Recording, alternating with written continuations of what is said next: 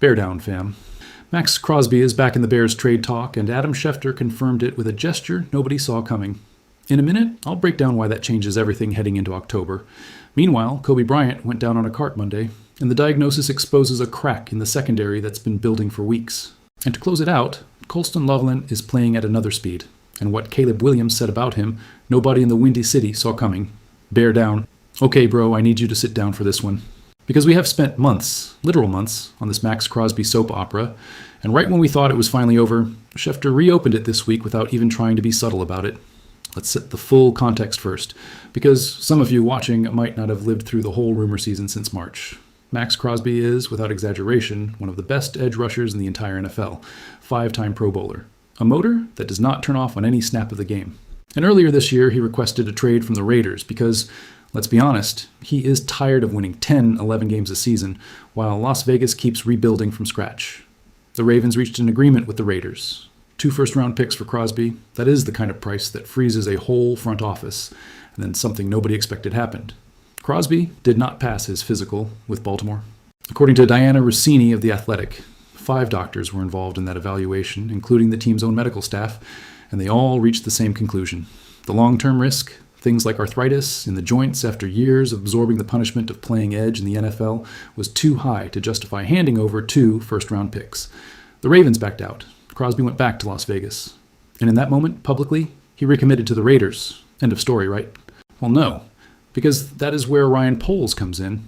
When he was asked directly about Chicago's interest in Crosby, Poles did not deny it. He said the team was involved, that they checked into it, that there was dialogue.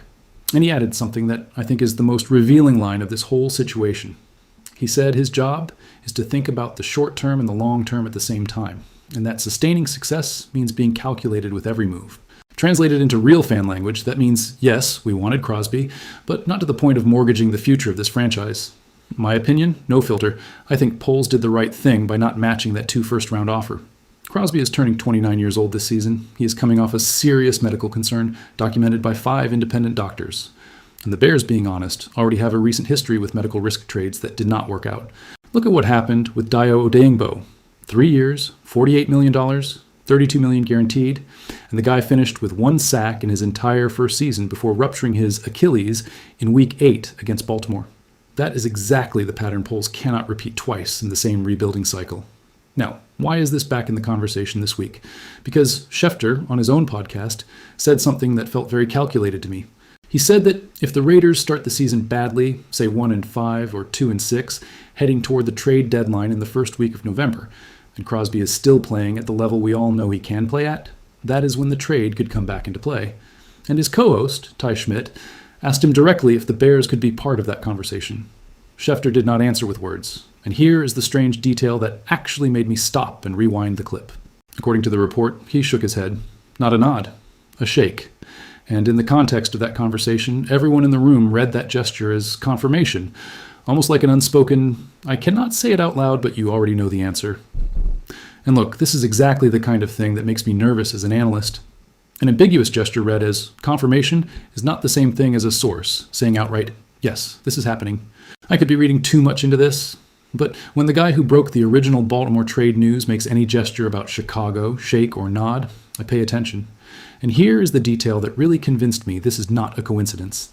The podcast episode is titled, Bijan Gets a Bag Plus, Why the Crosby Situation is Worth Watching for the Bears.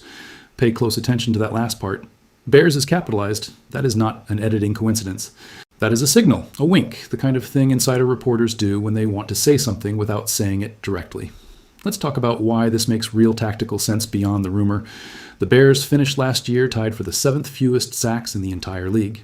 According to ESPN, the pass rush unit finished 31st out of 32 teams in pass rush win rate at just 29% and 29th in pressure percentage at 28%. Those numbers do not belong to a team that is 1 player away from being elite. Those are numbers from a unit that needs real help, not a patch job. And the problem is that the 3 names who are supposed to solve that, Austin Booker, Dayo Odeyingbo, and Shamar Turner, still have not proven they can be the consistent answer. Booker showed genuine flashes, 4.5 sacks in the second half of the season once he started playing more snaps, and honestly, that pace has me genuinely optimistic about him specifically. But one promising player does not solve a systemic problem that has gone unsolved for several seasons now.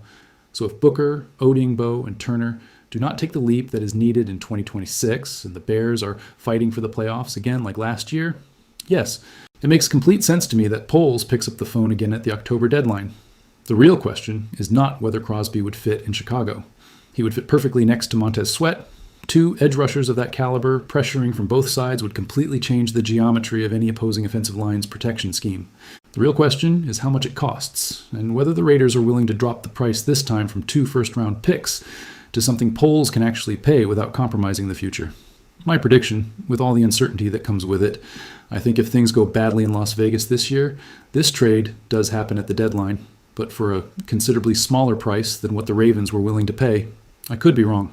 This exact player has already burned me once, so I am not going to pretend I have certainty I do not actually have.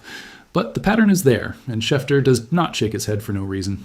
Here is my full stance, no hedging. I do not want to see the Bears hand over a first-round pick for an edge rusher turning 29 years old this same month, one with documented medical fragility from 5 independent doctors.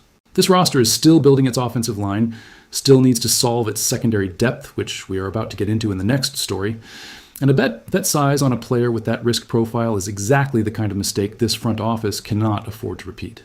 If the price drops to a second-round pick in October, I am fully on board. Before that, I would rather Poles sit still. I needed that second to breathe, because what comes next is the story that brought down the whole fan base's mood on Monday afternoon. Kobe Bryant, the safety. The Bears brought in to stabilize a position that had years of headaches, was carted off practice. It happened during a one-on-one drill. He grabbed his left knee, was visibly emotional, and even though he got onto the cart under his own power, anyone who has seen that kind of reaction knows the fear in that moment was real. Everyone at Hollis Hall, and all of us watching from home, automatically thought about the worst-case scenario. A torn ACL.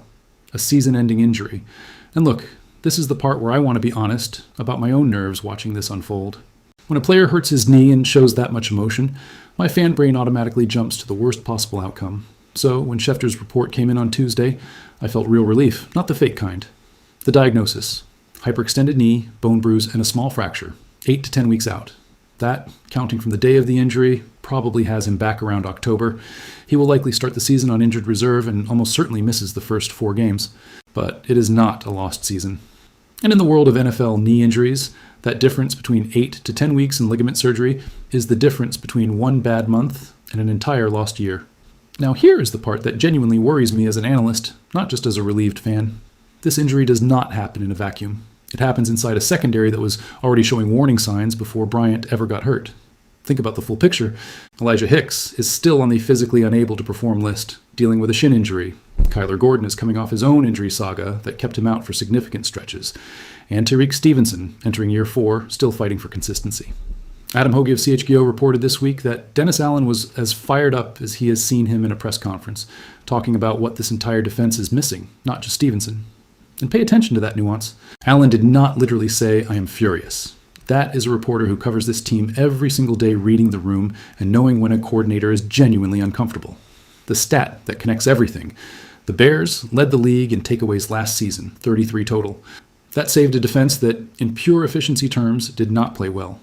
The problem is that 3 of the top 4 leaders in that category from last year are no longer in Chicago. So the question Dennis Allen has to answer, which he himself acknowledged this week according to the beat reporters covering the team, is whether this defense can hold up without depending on that pace of turnovers, which probably will not repeat.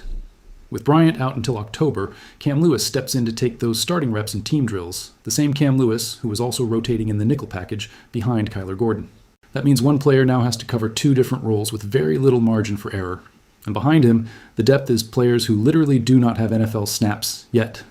This connects directly to something else that happened that same Tuesday. The Bears signed defensive back Marlon Sewell and placed defensive lineman Jonathan Garvin on injured reserve.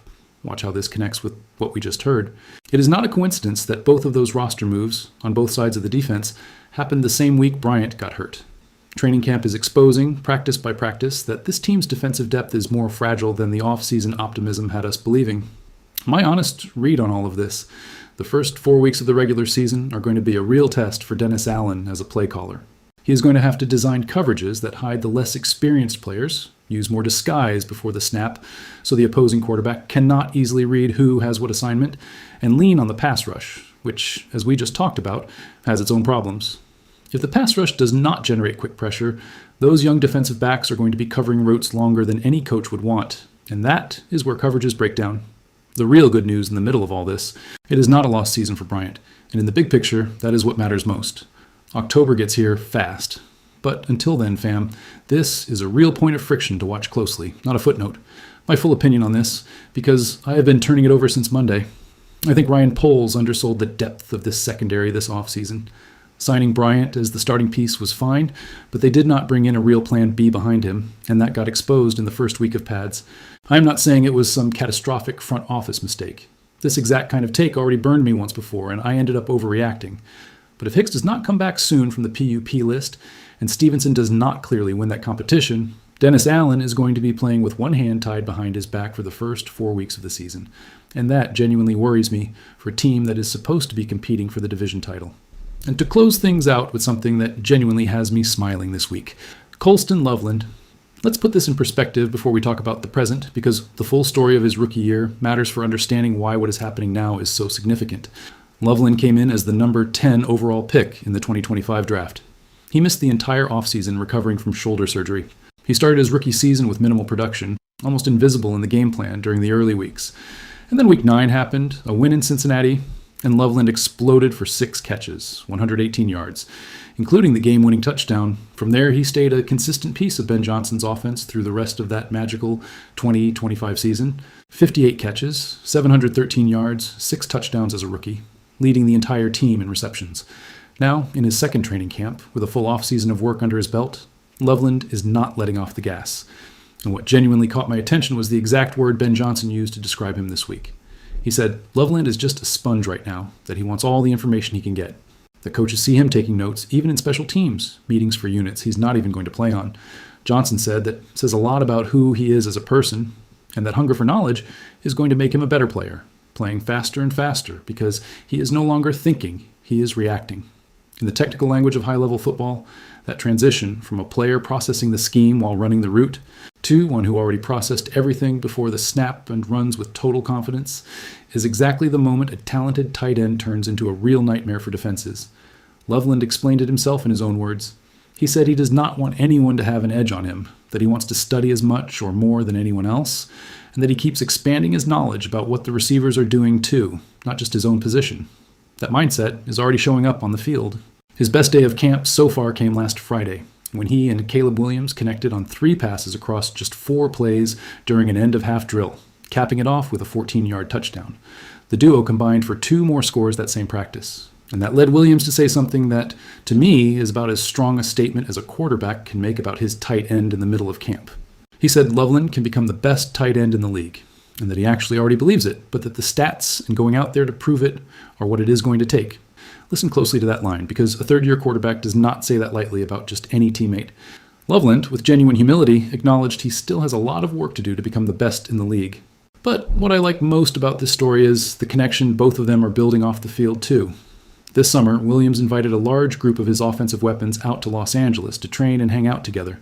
Loveland talked about that with real warmth, saying Williams is always inviting people over, that he is a leader who wants to build that bond outside of football, and that translates directly into trust on the field. When Loveland drops a pass or makes a mistake, he knows Williams is going to tell him he trusts him on the next one, and vice versa.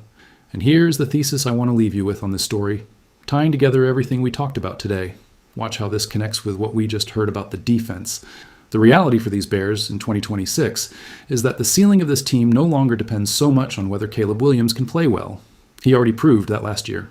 The ceiling depends on whether the defense, with all the pass rush uncertainty we discussed in the first story and all the secondary fragility we just exposed in the second one, can hold up enough for the offense, with weapons like Loveland, Odunze, Burden, Komet, Roosh, Swift, and Monangai to have a real chance to win games on its own in the weeks when the defense is not at 100%.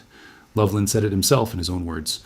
He believes this team has so many offensive weapons that the coaching staff will find a way to put every player in the right position to succeed.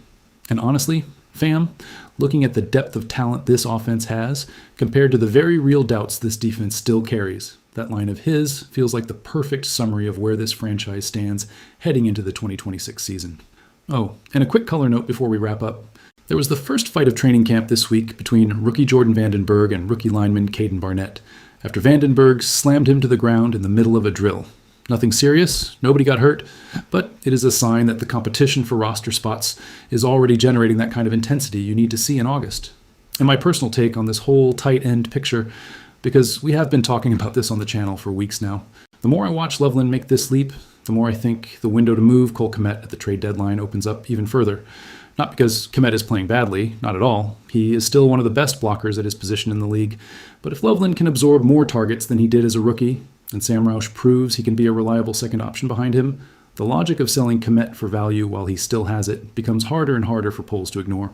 This is not a prediction yet. It is just a suspicion I have watching how this offense is coming together, but I will leave it right there. That is everything I have got for you today, fam. And look, today summed up exactly where this franchise stands right now. We have a trade rumor that could completely change this team's defensive ceiling if the right conditions line up in October. We have an injury that gave us a real scare and reminded us this secondary's depth is still not settled. And we have a second-year tight end playing like the entire offseason turned him into a different version of himself, with his own quarterback saying out loud that he can be the best in the league. Bear down, always. If this video gave you something, hit that like button, subscribe, and tell me down in the comments.